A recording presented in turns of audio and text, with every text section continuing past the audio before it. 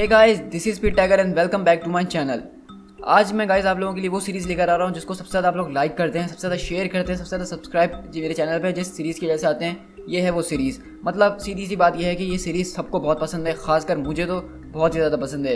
ये वही सीरीज़ है जिसको हम लोग बिल्कुल शुरू इशू 1 से देख रहे हैं, जो कि न्यू एवेंजर्स की सीरीज़ है, जिसमें हमने पहले देखा था कि किस तरह से एक नई टीम बनी, फिर सिविल वॉर के इवेंट के बाद वो टीम टूटी, फिर हमने इसमें हॉकाई का भी रिटर्न देखा इसी न्यू एवेंजर्स के एपिसोड्स के अंदर। और उसके बाद इसी के अंदर हमने देखा कि नए एवेंजर्स जो डॉक्टर स्ट्रेंज अब लीड कर रहे हैं और उन्होंने अपने उनके घर में छुपा के रखा हुआ है, वो लोग जापान के एक मिशन पे जाते हैं। और बेसिकली जब उस जापान के मिशन पे वो लोग माया को बचाने जाते हैं तो वहाँ पे इलेक्ट्रा से उनका मुकाबला होता है और इस मुकाबले के बीच इलेक्ट्रा मारी जाती है। लेकिन कहानी वहाँ पलटती है जब हमें ये पता चलता है कि जो वो मरी हुई इलेक्ट्रा होती है वो दरअसल अपने असली रूप यानी स्क्रल रूप में आ जाती है और वहाँ से सबके होश उड़ जाते हैं कि आखिरकार ये हो क्या रहा है। तो बेसिकली यहाँ से जो है सीक्रेट इन्वेजन के स्टार्ट हो चुका है और आहिस्ता आहिस्ता हम सीक्रेट इन्वेजन के अब और करीब जाते जाएंगे। सो गाइस, यहाँ से मैं आपको बताता चलूँ कि अब मैं न्यू एवेंजर्स के एपिसोड्स और माइटी एवेंजर्स इन दोनों के एपिसोड्स को एक साथ लेके चलने वाला हूँ। बेसिकली यहाँ से जो है हमारा एक तरह का प्रोलॉग शुरू हो गया है, जो कि सीक्रेट इन्वेजन के अंदर इंटर होंगे हम। तो यहाँ से जो है आपको बहुत सारे मुख्तलिफ कॉमिक्स अलग अलग देखने पड़ेंगे, लेकिन वो सारे एक दूसरे से कनेक्टेड ज़रूर होंगे, तो इसलिए आपको बिल्कुल भी अजीब नहीं लगेगा। तो वैसे मैं बताता चलूँ कि अब जो हूँ मैं तकरीबन न्यू एवेंजर्स के 6 से 7 कॉमिक्स आपके साथ शेयर करने वाला हूँ और इसी तरह माइटी एवेंजर्स की भी कुछ 6 से 7 कॉमिक्स हैं जिनको मैं दोनों को साथ लेके चलने की कोशिश करूँगा। और फिर इसी तरह जो है हमारे पास एक बहुत ज़बरदस्त बड़ा स्टोरी आर्क बन जाएगा। सो गाइस, इस वीडियो को स्टार्ट करने से पहले मेरी सिर्फ एक ही रिक्वेस्ट है कि प्लीज़ मेरे चैनल को सब्सक्राइब कीजिए, क्योंकि अगर आप लोग ने मेरे चैनल सब्सक्राइब नहीं किया तो आपको नहीं पता चल पाएगा कि हम इस चैनल के ऊपर कितने ज़बरदस्त तरीके से मार्वल कॉमिक्स की टाइमलाइन को सेट कर रहे हैं। और जिन लोगों ने सब्सक्राइब किया हुआ है वो इस टाइमलाइन को बहुत टाइम से एंजॉय कर रहे हैं और आगे और भी ज़्यादा उनको मज़ा आने वाला है। सो गाइस, चलिए अब इस ऑसम सीरीज़ को स्टार्ट करते हैं।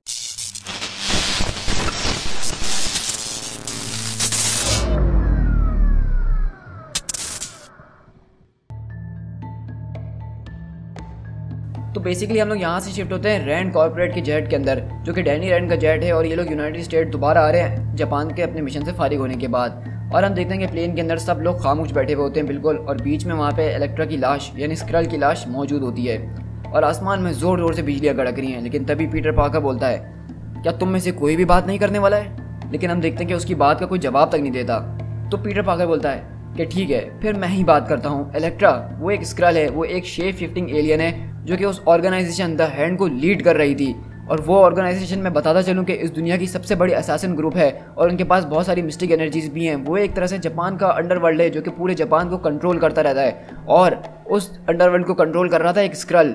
तो प्लीज़ क्या तुम में से मुझे कोई इस बात का जवाब देगा कि इतने मिलियंस ऑफ लाइट ईयर्स को ट्रैवल करने के बाद एक एलियन अपनी गैलेक्सी को छोड़ के हमारी गैलेक्सी में हमारे प्लेनेट पे आएगा, वो भी सिर्फ इस जॉब के लिए कि वो यहाँ पे कुछ असैसिन्स को लीड करे? क्या ये तुम लोगों को कुछ ठीक लग रहा है? या फिर उसको यहाँ के जापान के नूडल्स कुछ ज़्यादा ही पसंद है, इसलिए वो यहाँ पे जो है इस इलेक्ट्रा के रूप में घूम रही थी? लेकिन हम तब भी देखते हैं कि वहाँ पे जो है पूरी टीम खामोश बैठी हुई होती है और सब यही सोच रहे होते हैं कि ये हुआ क्या है। तो पीटर पार्कर दोबारा बोलता है कि सीरियसली क्या तुम में से सच में किसी को ऐसा नहीं लगता कि हमें इस बारे में बात करनी चाहिए? वाओ, सच में? तो वहीं पर लोगन बोलता है कि बब, यहाँ पे कोई एक दूसरे से बात नहीं करेगा क्योंकि अब किसी को एक दूसरे पर ट्रस्ट नहीं रहा। तो स्पाइडरमैन बोलता है कि क्यों? ट्रस्ट हमारा कहाँ चले गया? इलेक्ट्रा स्क्रल है, इसकी वजह से अब हम लोग एक दूसरे पर यकीन नहीं कर सकते? तो लोगन बोलता है कि नहीं, बल्कि इसलिए क्योंकि अब हम में से कोई भी स्क्रल हो सकता है। तो वहीं पर सब खामोश बैठे होते हैं और स्पाइडरमैन बोलता है कि मैं कोई स्क्रल नहीं हूँ। तो लोगन बोलता है कि अच्छा, अगर तुम नहीं हो तो ठीक है, लेकिन बाकी हम में से कोई भी स्क्रल हो सकता है। ये जो ग्रीन कलर की इलेक्ट्रा हमें मिली है, ये यहाँ पे कोई अपनी दुकान सजाने के लिए नहीं आई थी, बल्कि इसको यहाँ पे किसी ने भेजा गया था। ये एक बड़े प्लान का छोटा सा हिस्सा थी। और अगर वो लोग जो है हैंड को इन्फ्लेरेट पहले ही कर चुके हैं, जो कि इस दुनिया की मोस्ट कनिंग, डेयरिंग और असैसिन्स हैं इस दुनिया के अंदर, तो मैं तो बस इस बारे में सोच ही रहा हूँ कि क्योंकि मेरे जो है इस एलियन को मेरे म्यूटेंट सेंसेस भी जो है ज़रा सा भी डिटेक्ट नहीं कर पाए, तो ये तो हमारी शील्ड के अंदर भी इन्फ्लेरेट कर गए होंगे। हो सकता है हाइड्रा के अंदर भी, अवेंजर्स के अंदर भी, व्हाइट हाउस के अंदर भी, एक्समैन के अंदर भी ये स्क्रल्स हर जगह ही मौजूद हो सकते हैं। तो वहीं पे स्पाइडरमैन बोलता है कि प्लीज़ अब ये नहीं कहना कि हमारी टीम के अंदर भी स्क्रल्स मौजूद है। प्लीज़ लोगन, प्लीज़ ये तुम मत कहना। लेकिन वहीं पे जो है स्पाइडरमैन को गुस्सा आता है और वो पीछे पलट के बोलती है कि तुम्हें इस टाइम भी मजाक सूझ रहा है? तो स्पाइडरमैन बोलता है तो मैं और क्या करूँ, यहाँ बैठ के रोऊँ कि तुम में से मुझे कोई पसंद नहीं करता है, या फिर इस बारे में हम लोग वोटिंग कर लें? लोगन बोलता है कि अगर ऐसी ही बात है, अगर ये सब सच है तो इसका मतलब ये है कि हम लोग एक जंग के बीच में हैं, ये एक इन्वेजन प्लान है और इस जहाज़ के ऊपर कोई एक दूसरे से इसीलिए बात नहीं कर रहा क्योंकि किसी को यकीन नहीं है कि जो वो कह रहा है वो वही है। तो वहीं पर अचानक लूक केज बोलता है हाँ, और इसमें तुम भी शामिल हो। तो लोगन बोलता है कि बिल्कुल, इसमें मैं भी शामिल हूँ, हमें जो है फ्लाइट के ऊपर ध्यान देना चाहिए, क्यों, है ना। तो वहीं पे लोगन बोलता है कि वेल, अगर हम क्लिंट बार्टन की बात करें, यानी हॉकाई, जो कितने टाइम से मरा हुआ था और अचानक जो है हमारे बीच आ गया और एक निंजा की तरह तैयार होकर हमारे साथ घूम रहा है, तो क्या तुम बताना पसंद करोगे कि तुम इन पिछले कई महीनों में कहाँ मौजूद थे? क्या तुम अपनी कहानी हमारे साथ शेयर करोगे? जिंदा मुर्दा, और फिर देखो तुम हमारे साथ हो, ना ही तुम्हारे पास तुम्हारा बो है, ना ही तुम्हारा एरो है, और तुम्हें तो अपने ओल्ड एवेंजर्स, अपने पुराने दोस्तों के साथ होना चाहिए था, लेकिन तुम हमारे साथ हो। तो क्या तुम लोगों को इस बात पे शक नहीं हो रहा है? और जेसिका ड्रू, ये एक ऐसी औरत है जिसका कनेक्शन शील्ड के साथ भी रह चुका है, हाइड्रा के साथ भी रह चुका है, जो निक फ्यूरी के साथ भी काम कर रही थी और हमारी एवेंजर्स की बातें भी दूसरों को बता रही थी। क्या तुम बताना पसंद करोगे कि तुम्हारा बाप किसके लिए काम करता है? तुम न्यू एवेंजर्स के बनने से पहले कहाँ पे थी? शील्ड में, हाइड्रा में, या फिर निक फ्यूरी के साथ? क्या तुम बताओगी जेस? और बात कर लेते हैं अब एको की, जिसको हमने अभी अभी बचाया, जो किंग पिन की असैसिन थी, और अचानक ये जो है एक अंडरवर्ल्ड को जो है रिसर्च करने निकल गई अकेले ही। सिर्फ 2 लोगों ने तुम्हारा आज तक जिक्र किया था, एक कैप्टन अमेरिका जो कि अब मर चुके हैं, और दूसरा मैट मैडॉक यानी डेयरडेविल, और वो इस वक्त कहाँ है इसके बारे में कोई नहीं जानता। और तुम लोगों को क्या लगता है कि कैप्टन अमेरिका की मौत क्यों हुई है? क्योंकि इस समर जो है सारे सुपर हीरोज़ ने एक दूसरे के ऊपर शामत बुलाई थी, और इन सब के बीच उसका नतीजा ये निकला कि कैप्टन अमेरिका अब हमारे बीच नहीं है। और मुझे तुमसे भी कुछ पूछना है पीटर पार्कर, तुम अपनी पूरी ज़िंदगी जो सिर्फ एक चीज़ को प्रोटेक्ट करने में निकाल दी, और वो तुम्हारी खुद की सीक्रेट आइडेंटिटी थी, लेकिन तुम स्पाइडरमैन बन के जो है पूरी दुनिया के सामने आकर अपनी आइडेंटिटी रिवील कर दी, और ये जो सिविल वॉर थी इसको एस्केलेट कर दिया। तो क्या पीटर तुम बताना पसंद करोगे कि इस चीज़ से किसका सबसे ज़्यादा फ़ायदा हुआ है? और अब बात करते हैं लूक केज की। तो लूक केज बोलता है कि हाँ कहो, मैं सुन रहा हूँ। बोलता है कि हाँ, तुम तो पहले एक टी शर्ट पहन के एक टायर असर पे लगा के लोगों की मदद किया करते थे, लेकिन अब अपनी तरफ ज़रा देखो, तुम एक हस्बैंड बन गए हो, एक फादर बन गए हो, और एक ऐसी टीम के लीडर बन गए हो जो कि गवर्नमेंट से भागती फिर रही है। और क्यों ना हम बात कर लें इसके एक्स सो कॉल्ड पार्टनर की, जो कि है आयरन फिस्ट, और ऑल ऑफ अ सडन इसके पास एक प्लेन निकल आया जिसके बारे में हमें कुछ पता ही नहीं था। तो आयरन फिस्ट बोलता है कि मेरे पास ये अचानक से प्लेन नहीं आ गया है, मेरे पास बहुत प्रॉपर्टी है पहले से, ये बात तुम लोगों को नहीं पता थी। तो वहीं पर लोगन बोलता है, और डॉक्टर स्ट्रेंज, तुम्हारे ऊपर तो शक किया ही नहीं जा सकता है, तुम्हारी तो बात ही कुछ ऐसी है, तुम तो मास्टर ऑफ मिस्टेक आर्ट्स हो, लेकिन क्या तुम मुझे ये बताओगे कि सिविल वॉर के दौरान तुम कहाँ पे थे? तो डॉक्टर स्ट्रेंज पूछते हैं कि ये सब छोड़ो और बताओ कि तुम कहाँ पे थे। और वहीं पे लोगन अपना सर पीछे रखते हैं, बोलते हैं कि एग्जैक्टली। और आती है फिर मेरी बारी, जो कि हर कहीं हर एक टीम में मौजूद है और उसको हर चीज़ के बारे में पता है। और वहीं पे वो लोगन अपना सर रख के बैठता है, लेकिन वो देखता है कि लूक केज सामने हंस रहा होता है, तो वो बोलता है कि तुम क्यों अभी तक अपने दांत फाड़ फाड़ के निकाल के मुझे देख रहे हो? लूक केज बोलता है कि मैंने तुम लोगों से कहा था ना कि कोई हमारी स्ट्रिंग्स खींच रहा है, अब देखो मेरी वो बात सच निकली है, और अब हमें पता भी है कि हमारी स्ट्रिंग्स कौन खींच रहा है, लेकिन अब हमारे पास एक पूरा का पूरा शो आ गया है, हम तो सिर्फ छोटी सी एक एपिसोड लेके बैठे हुए थे। तो स्पाइडरमैन बोलता है कि यार सीरियसली, मैं तुम लोगों की बातें सुन सुन के थक गया हूँ, मैं कोई स्क्रल नहीं हूँ। तो लोगन बोलता है, क्या तुम्हें नहीं लगता पीटर कि एक स्क्रल अपने बचाव के लिए यही कहेगा?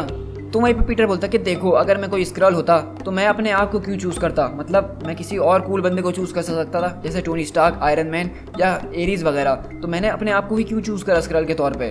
तो वहीं पे जेसिका बोलती कि मुझे लगता है कि तुम लोग इस बात को बहुत बढ़ा रहे हो, एक ग्रीन चीज़ के मिल जाने से ऐसा नहीं है कि हम लोग एक वॉर के ऊपर हैं। तो लोगन बोलता है, क्या तुम कभी किसी वॉर का हिस्सा बनी हो? और वहीं पे दूसरे लोग बोलते हैं कि हाँ, वो बिल्कुल ठीक कह रहा है कि ये एक किस्म की वॉर ही है। तो डॉक्टर स्ट्रेंज बोलते हैं कि देखो, ये वॉर हो या ना हो, लेकिन अब ये हमें सोचना है कि हमें इस बॉडी के साथ क्या करना चाहिए। तो जेसिका बोलती है कि हमें इसकी बॉडी को टोनी स्टार्क के पास ले जाना होगा, लेकिन तभी सब वहाँ पे बोलते कि नहीं, ऐसा हो नहीं सकता, उसके पास हम कभी भी नहीं जाएंगे। जेसिका बोलती कि वो इस वक्त इस दुनिया का सबसे बड़ा कॉप है, उसके पास हर जगह का रिकॉर्ड है, हर जगह का एक्सेस है, हमें उसी के पास ले जाना होगा इसको। तो लूक केज गुस्से में बोलता है कि अगर इस वक्त कोई स्क्रल मौजूद है तो वो मैं तुम्हें साफ बता दूं कि वो टोनी स्टार्क ही है। क्या तुम लोग मेरे साथ मजाक कर रहे हो? क्योंकि उस एक इंसान ने जो है, उस एक शख्स ने इतना ज़्यादा डैमेज पहुंचाया हमारी सोसाइटी में जितना कोई पहुंचा नहीं सकता था। ये सब उसी की वजह से हो रहा है, ये सारी सिविल वॉर, ये सारे हीरोज़ का सेपरेशन, ये सब कुछ उसी की वजह से हो रहा है। जेसिका बोलती कि देखो, अगर वो स्क्रल हुआ तो वो जो है इस इन्फॉर्मेशन के मुताबिक एक्ट करेगा, अगर उसने हमें मारने की कोशिश करी तो मतलब वो स्क्रल है, लेकिन अगर उसने कुछ नहीं किया तो वो मतलब स्क्रल नहीं है। तो लूक केज बोलता है कि वेल, ये मुझे कुछ प्लान लग रहा है। स्पाइडरमैन बोलता है कि नहीं, हमें इस चीज़ को मीडिया के पास ले जाना चाहिए। तो डॉक्टर स्ट्रेंज बोलते कि नहीं। वहीं पे हॉकाई बोलता है कि देखो, हमें मीडिया के पास ले जाने का कोई फ़ायदा नहीं है। पहली बात, सबको ये बात रबिश लगेगी, कोई इसको पब्लिश नहीं करेगा, और अगर कोई हमें मिल भी गया जो इतना पागल हो जो कि इस स्टोरी को पब्लिश करे, तो उसके बाद तुम्हें क्या लगता है कि लोग इसको पढ़ेंगे?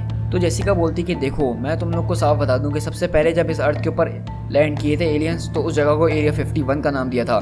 और गवर्नमेंट ने मिलियंस ऑफ डॉलर्स खर्च कर दिए थे इस राज को छुपाने के लिए कि उन लोगों ने एलियन से इनकाउंटर करा है। और अगर तुम यहाँ पे बात कर रहे हो कि इस एलियन को तुम पब्लिकली जो है लोगों के बीच ले जाओ और दिखा दो, तो ना तुम सिर्फ यूनाइटेड स्टेट के क्रिमिनल बन जाओगे जो कि तुम पहले से हो, बल्कि उससे भी ज़्यादा कुछ बनने वाले हो।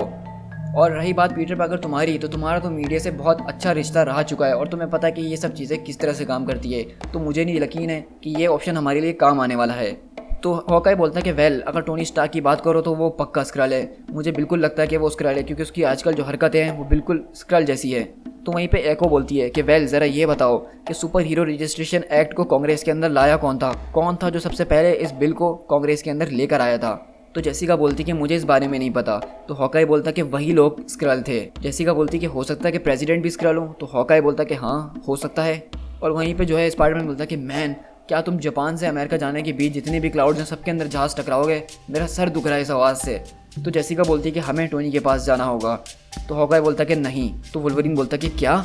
जेसिका बोलती देखो, तुम्हें मेरी बात समझनी पड़ेगी। टोनी स्टार्क अगर स्क्रल है तो वो उसके ऊपर रिएक्ट करेगा, वो हमें ठिकाने लगाने की कोशिश करेगा क्योंकि हम सब ये राज जानते हैं। इसके ज़रिए ही हमें पता चल सकता है कि टोनी स्टार्क स्क्रल है या नहीं। तो वहाँ पे आयरन फिस्ट पूछता है कि आखिरकार इन लोगों को चाहिए क्या, ये इन स्क्रल्स को चाहिए क्या जो हमारे प्लेनेट पे बार बार आते रहते हैं। तो हॉकाई बोलता कि वेल, उनको हमारा प्लेनेट ही चाहिए क्योंकि उनके पास अब कोई प्लेनेट नहीं है और उन्हें हमारी की ज़रूरत है।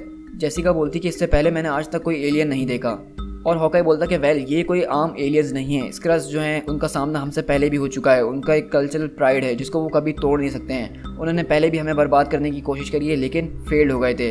वो एक बहुत बड़ी प्राउड वॉरियर रेस है और उसका एक अलग ही लेवल है जिसके लेवल के करीब हम लोग कभी जा भी नहीं सकते हैं। और वो जो हैं ये प्लेनेट हार गए थे क्री से, इनह्यूमन से, यानी हमसे। वो बहुत पहले एक जंग कर चुके हैं जिसको क्रीस्कल वॉर कहा जाता है और उसके बीच वो लोग हार के यहाँ से जा चुके थे। और मुझे लगता है कि वो लोग शायद तभी से जो हैं इस प्लान को अंजाम देने के बारे में सोच रहे थे। तो वहीं पे जेसिका बोलती है कि अगर लूक केज जो सोच रहा है, अगर वो बात ठीक है, मतलब ये सीक्रेट वॉर जिस पर हम लोग गए थे, ये सिविल वॉर, ये वांडा मैक्सिमॉफ ने जो म्यूटेंट्स को ख़त्म कर दिया, ये राफ्ट का ब्रेकआउट और ये सारी चीज़ें अगर एक दूसरे से कनेक्टेड हैं तो उसका मतलब तो साफ है कि वो आधे से ज़्यादा जंग तो पहले ही जीत चुके हैं। और वहीं पे सब जो एकदम सोच में पड़ जाते हैं और स्पाइडरमैन बोलता है कि वेल, अब मुझे घबराहट शुरू हो गई है। तो वहीं पे डैनी बोलता है कि हम लोग न्यूयॉर्क में लैंड नहीं कर सकते हैं। तो लूक पूछता है कि क्यों नहीं। तो डैनी बोलता है कि वेदर जो है कुछ ठीक नहीं लग रहा न्यूयॉर्क का, इसलिए हमें कहीं और लैंड करना होगा। हम जो है शिकागो में लैंड करेंगे अब। और इसी तरह वो लोग जहाज़ वहाँ से आगे बढ़ा लेते हैं। और अचानक हम देखते हैं कि डैनी रैंड जो जहाज़ उड़ा रहा होता है, अचानक उसके जो है दोनों पंखे बंद हो जाते हैं, मतलब इंजन्स बंद हो जाते हैं। और डैनी बोलता है कि ओ माय गॉड, ये कैसे पॉसिबल है। और अचानक डॉक्टर स्ट्रेंज वगैरह सब हैरत में रह जाते हैं। और डैनी रैंड बोलता है कि हम लोग जो है टोटल पावर खो चुके हैं, क्या डॉक्टर स्ट्रेंज आप इस जहाज़ को बचा सकते हैं गिरने से? लेकिन वो लोग जो हैं उस जहाज़ के अंदर गिर रहे होते हैं। लोगन बोलता है स्पाइडर वुमन को, अगर तुम उड़ सकती हो तो यहाँ से फ़ौरन निकल जाओ। तो वो बोलती कि मैं तुम लोगों को छोड़ के नहीं जाने वाली हूँ। तो लोगन बोलता है कि तुम्हें यहाँ से निकलना ही होगा। और डॉक्टर स्ट्रेंज बोलता है कि हाँ, वो ठीक कह रहा है क्योंकि मेरा क्लॉक का जो स्पेल है वो इन कंडीशंस के अंदर काम नहीं करेगा। वहीं पे डैनी रैंड चिल्लाता है कि हर कोई अपनी जगह पे बैठा रहे। तो वहाँ पे लूक केज उठते हुए बोलता है कि मुझे तुम्हारी मदद करनी होगी। तो आयरन फिस्ट चिल्लाते हुए बोलता है कि तुम्हारा दिमाग ख़राब हो गया, तुम अपनी 300 पाउंड का वजन लेके प्लेन के पीछे जा रहे हो ताकि प्लेन और डिसबैलेंस हो जाए। हमें जो है बैलेंस बना के रखना होगा ताकि हम किसी न किसी तरह से इस जहाज़ को लैंड कर सकें। लेकिन वहीं पे हम देखते हैं कि जेसिका को जो है लोगन जहाज़ खोलता है और वहाँ से निकाल के बाहर फेंक देता है क्योंकि अगर इनको कल को कुछ हो जाए तो जेसिका होगी जिसको ये राज पता होगा कि स्क्रल इन लोगों ने ढूंढ लिया है। और इसी तरह जेसिका वहाँ से उड़ रही होती है और डॉक्टर स्ट्रेंज स्पेल कास्ट करने की पूरी कोशिश कर रहे होते हैं ताकि वो लोग सेफली किसी तरीके से लैंड कर सकें। और इसी तरह हम देखते हैं कि लूक केज जो है उस पूरे प्लेन के फ्रेम को पकड़ के बैठा हुआ होता है ताकि ये प्लेन बर्बाद ना हो। और इसी तरह स्पाइडरमैन जहाज़ से बाहर निकलता है और उसको वेब मार के जो है रोकने की कोशिश कर रहा होता है। और इसी तरह सबकी हम देखते हैं कि मिलके एक टीम वर्क होता है जिसकी वजह से वो लोग जो है एक क्रैश लैंड करते हैं। और वहाँ पे जब वो लोग गिरते हैं तो उस जहाज़ की हालत बिल्कुल ख़त्म हो चुकी होती है। वो जहाज़ बीच में उसके 2 टुकड़े हो गए होते हैं और साथ ही साथ पूरी टीम की हालत भी ख़राब हो चुकी होती है। सब वहाँ पे बेहोश पड़े होते हैं।